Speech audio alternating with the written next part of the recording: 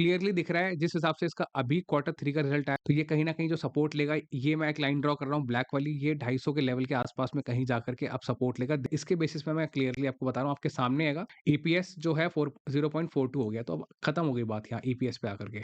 Hi everyone, तो आज discuss करेंगे राजेश एक्सपोर्ट्स लिमिटेड को। ये काफ़ी पॉपुलर स्टॉक है रिटेल इन्वेस्टर्स के बीच में, और लास्ट 2-3 क्वार्टर्स से स्टॉक्स जो है काफ़ी ज़्यादा डाउन ट्रेंड में चल रहा है। इसका Q3 का रिजल्ट आ गया, हम वो डिस्कस करेंगे। लास्ट टाइम जो हमने क्वार्टर 1 इसका डिस्कस किया था, तब स्टॉक लगभग 500 के भाव के पास में था। क्वार्टर 2 जब आया तो लगभग 440 या 400 के लेवल पे स्टॉक आ चुका था। अब क्वार्टर 3 आ गया है, तो स्टॉक का भाव आप देख सकते हो लगभग यहाँ पे 335 के पास में है। तो 100 पॉइंट्स लगभग यहाँ से स्टॉक टूट चुका है। हर बार 100 पॉइंट्स टूट जाता है। तो क्या अब इसका रिजल्ट है, किस तरीके का रिजल्ट आया है क्वार्टर 3 का, वो देखेंगे।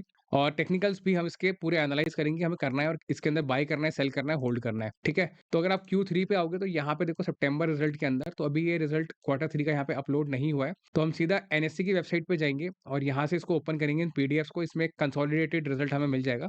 यहाँ पे 2 पीडीएफ है, एक कंसोलिडेटेड है और एक स्टैंड अलोन है। हम कंसोलिडेटेड वर्जन जब ओपन करेंगे कुछ ऐसा खुलेगा, उसके अंदर फरवरी 14 आज की डेट है इसमें रिजल्ट जो ओपन होगा। और यहाँ पर आप देखोगे तो इन्होंने देखो ये पूरा हमें स्टेटमेंट दे रखा है। तो मैंने कुछ पॉइंट्स यहाँ पे आप लोगों के लिए मार्क कर लिए, कुछ कलर कोडिंग वगैरह कर दी है।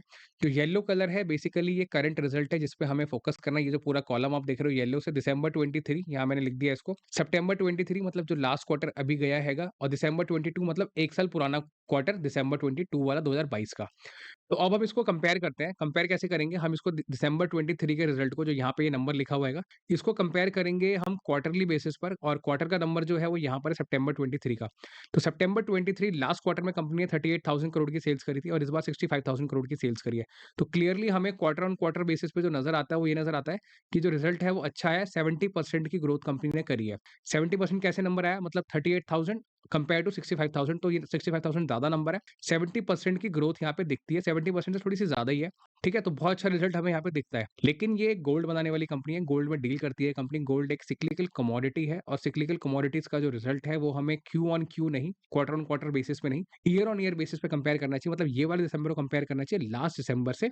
तो जब हम इसको वाई और वाई बेसिस पे जब कंपेयर करेंगे ईयर ऑन ईयर बेसिस पे, तो यहाँ पे पिछले दिसंबर में कंपनी ने 94,000 करोड़ का रेवेन्यू किया था, और इस बार जो कंपनी ने रेवेन्यू किया है वो 65,000 किया है। तो ये क्लियरली आपको दिखता है कि यहाँ पे कंपनी ने डीग्रोथ करी है, रिजल्ट खराब आया है 40% से। ये रिजल्ट अच्छा नहीं है, ये रिजल्ट बहुत ही पुअर है। 40% की कंपनी ने डीग्रोथ करी है वाई ओ वाई बेसिस पे, ठीक है। काफी लोग ये बोलेंगे कि हम इसको कंपेयर करेंगे क्वार्टर ऑन क्वार्टर बेसिस, मतलब जो हमने यहाँ पे 70% की ग्रोथ देखी है, कंपनी ने अच्छा प्लस में किया है। तो अगर आप वैसे भी देखोगे ना, तो रिजल्ट में कोई अच्छाई नहीं है। वो इसीलिए क्योंकि जो इसका नेट प्रॉफिट है ना, यहाँ पे देख रहे हो आप, पिछले क्वार्टर में 45 करोड़ का था, यहाँ पे 12 करोड़ का आ रहा है। 12 करोड़ का प्रॉफिट आ रहा है इस साल में।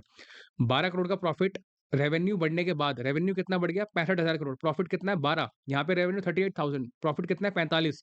तो क्लियरली दिख रहा है कि प्रॉफिट कम हो रहा है रेवेन्यू के बढ़ने के बाद भी। वो क्यों हो रहा है? इनके खर्चे बहुत ज्यादा, इनके मार्जिन्स एकदम खत्म हो गए हैं। कैसे? 654,768 की ये सेल्स है।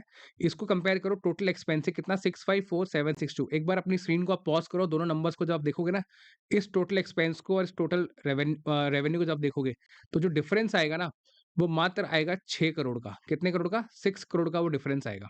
और 6 करोड़ का डिफरेंस का क्लियर मीनिंग ये है कि कंपनी जो मार्जिन कर रही है वो सिर्फ इतना ही कर रही है, 65,000, मतलब 0.01% के आसपास। तो ये बहुत ही पुअर मार्जिन है कंपनी का। आप बोलोगे कि भाई 124 करोड़ का तो लेकिन यहाँ प्रॉफिट नजर आ रहा है।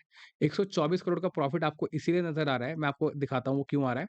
वो यहाँ पे अदर इनकम कंपनी ने दिखा रखी है 120 करोड़ की। 120 करोड़ की अगर ये अदर इनकम नहीं होती, तो ये 124 करोड़ का प्रॉफिट भी नहीं, यहाँ पे कहीं न कहीं आपको लॉस नज़र आता। तो क्लियरली मार्जिन्स बहुत पुअर है। सेल्स ग्रोथ अगर आप इसको वाई-ओ-वाई देखोगे तो 40% से घट गई है। अगर आप क्यू ऑन क्यू बेसिस पे भी देखोगे तो प्रॉफिट कंपनी का घट गया है। आप इसका अर्निंग पर शेयर पे अगर नज़र डालोगे तो 0.42 का अर्निंग पर शेयर है, जबकि लास्ट क्वार्टर में 1.53 था, और 1 साल पहले तो ये 14.28 था। तो क्लियरली जो ईपीएस है, जिसके बेसिस पे शेयर मार्केट चलता है, अर्निंग पर शेयर आएगा तो स्टॉक का भाव ऊपर जाएगा। अर्निंग पर शेयर 0.42 हो गया, एकदम पिट गया है। ठीक है? तो मैंने आपको सारे एंगल्स कंपेयर करके दिखा दिया। आप इसको वाई-ओ-वाई कंपेयर कर लो और क्यू ऑन क्यू कंपेयर कर लो, रिजल्ट दोनों ही एंगल से बहुत ही खराब है। अब काफ़ी लोग अगर इसको कंपेयर करना चाहते हैं 9 मंथ टू 9 मंथ बेसिस पे, तो 9 महीने के बेसिस पे भी अगर आप देखोगे तो ये 9 महीने की सेल पिछले साल की है, ये 9 महीने की सेल इस साल की है। क्लियरली आपको दिख रहा होगा रेवेन्यू के अंदर कम से कम 15 से 20% की डीग्रोथ कंपनी ने कर रखी है।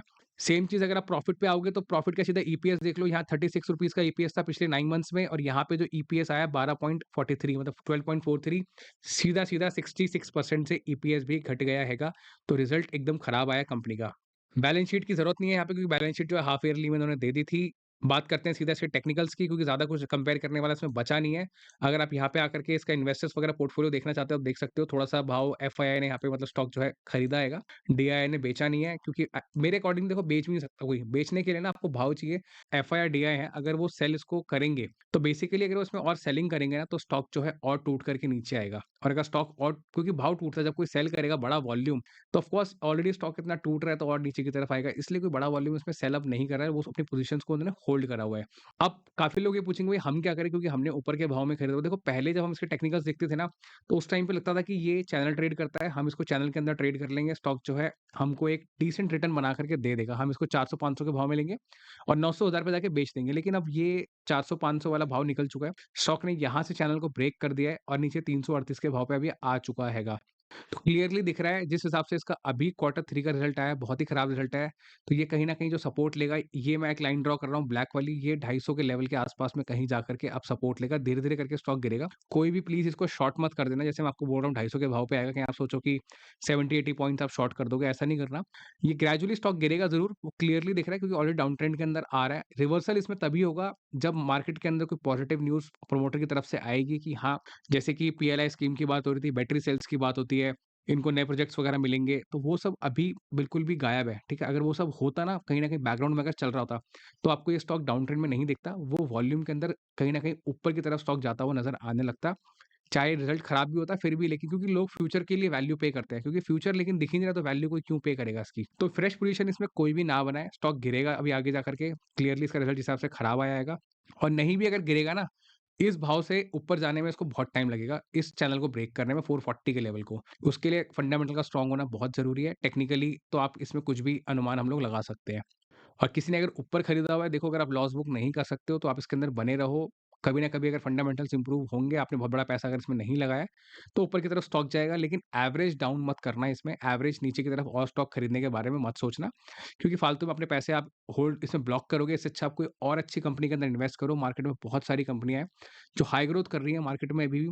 अभी थोड़ा करेक्शन का समय चल रहा है, तो आपको वैल्यूएशन भी ठीक ठाक मिल जाएंगे उन कंपनीज के अंदर। आप वहां पे कहीं स्टॉक्स को खरीदो, अपने पोर्टफोलियो में किसी और कंपनी में इन्वेस्ट कर लो। इस कंपनी में इन्वेस्ट करने से थोड़ा-सा बचो। क्योंकि देखो मेरे को इमोशनली कोई प्रॉब्लम नहीं है, काफ़ी लोग बोलेंगे तुम्हें प्रॉब्लम है, ये है, वो है। देखो यार, मेरे को सिर्फ काम है आपको एक सही व्यू दिखाना है स्टॉक के बारे में, बाकी खरीदना है, बेचना है, देखो वो आपकी मर्ज़ी, आप करोगे अपने मन की। जो मुझे दिख रहा है मैं आपको सिर्फ वो बता रहा हूँ, जो मुझे फेयरली यहाँ पे स्क्रीन पे दिख रहा है, कहाँ पे ये जो इसके फाइनेंशियल्स हैं और जो इसका रिजल्ट आएगा ये वाला। ठीक है? इसके बेसिस पे मैं क्लियरली आपको बता रहा हूँ, आपके सामने आएगा। ईपीएस जो है 0.42 हो गया, तो अब खत्म हो गई बात यहाँ ईपीएस पे आकर के।